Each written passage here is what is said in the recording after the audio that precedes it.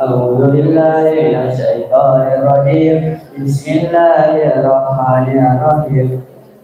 الرجال نصيب مما ترك الوالدان والأقربون وللنساء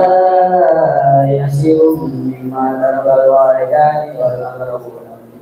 مما قل منه أو كسر نصيبا مفروضا فإذا بلغ نصفه القربى واليتامى والمساكين فارزقوه منه وقولوا له قولا معروفا وإذا وليخشى الذين لو تركوا من خلفهم ذرية ضعافا خوف عليهم فليتقوا الله ويقولوا لهم قولا سديدا إن الذين يأكلون أموال اليتامى ظلما إنما يأكلون في بطونهم نارا وسيصلون سعيرا يوصيكم الله في أولادكم للذكر مثل حظ الأنثيين فإن كن نساء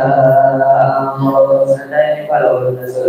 فلهن ثلث ما ترك وإن كانت واحدة فلها النصف ولأبويه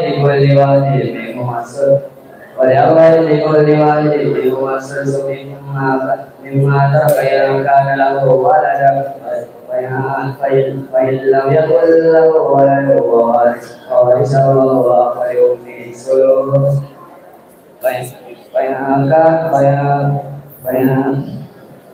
كان له ابن فلأمه الثلث من بعد وصية يوصي بها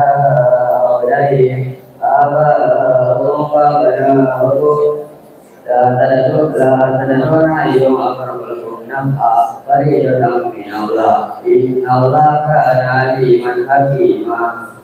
صدق الله العظيم